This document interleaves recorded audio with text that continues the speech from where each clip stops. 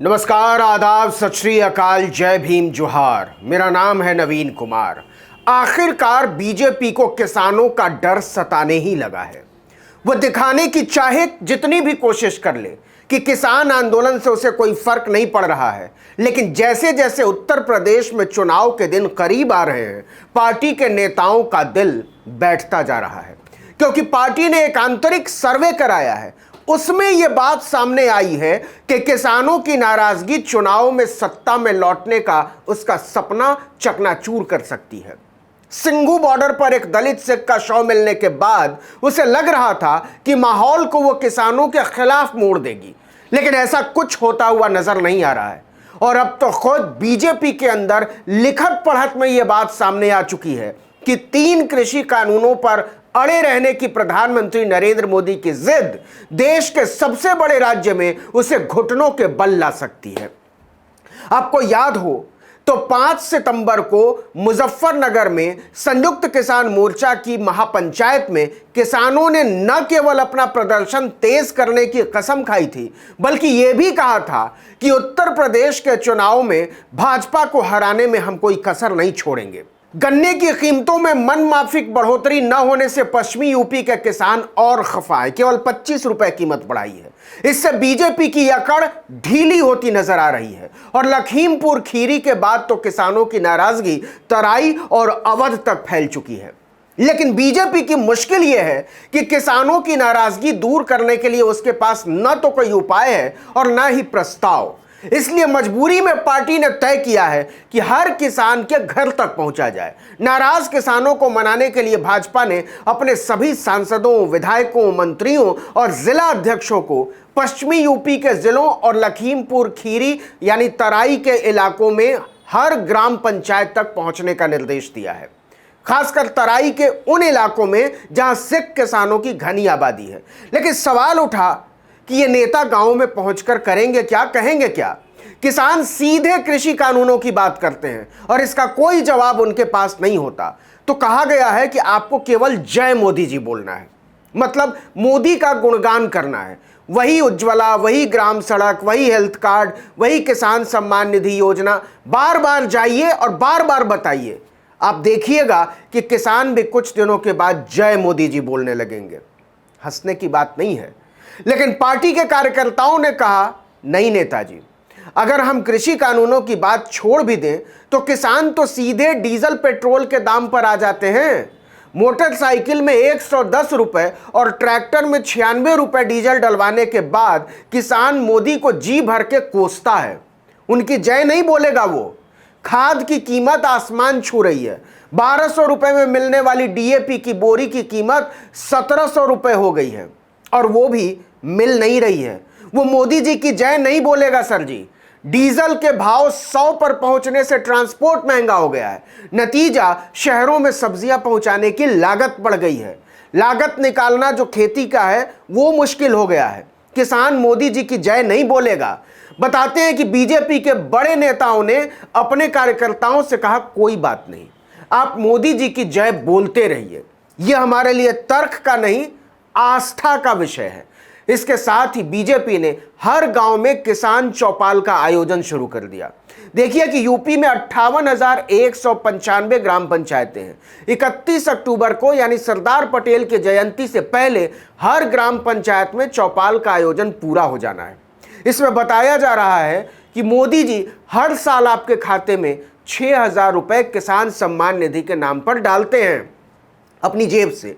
इसके अलावा बताया जा रहा है कि फर्टिलाइजर, कृषि उपकरणों, बीज आदि पर भी मोदी जी सब्सिडी दे रहे हैं। मोदी जी दे रहे हैं, सरकार नहीं।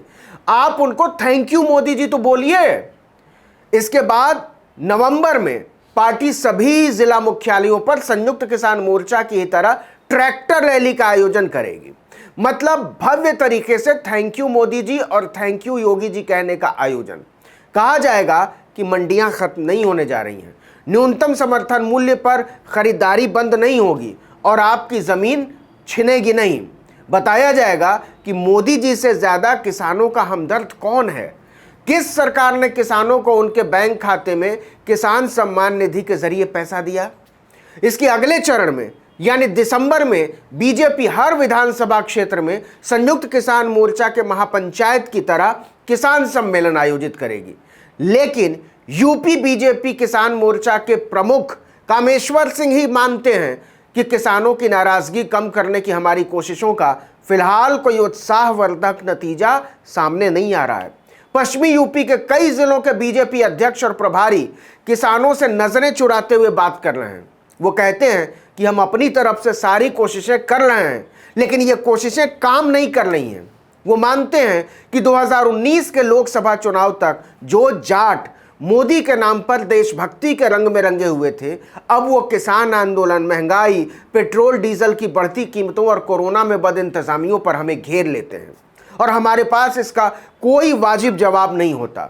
हालत ये हो गई है कि बीजेपी के स्थानीय नेता खुद मानने लगे हैं कि पिछले चुनाव में मोदी के नाम पर टूट कर वोट देने वाले जाट इस बार समाजवादी पार्टी और अजीत सिंह की पार्टी आरएलडी के पास जाते हुए नजर आ रहे हैं।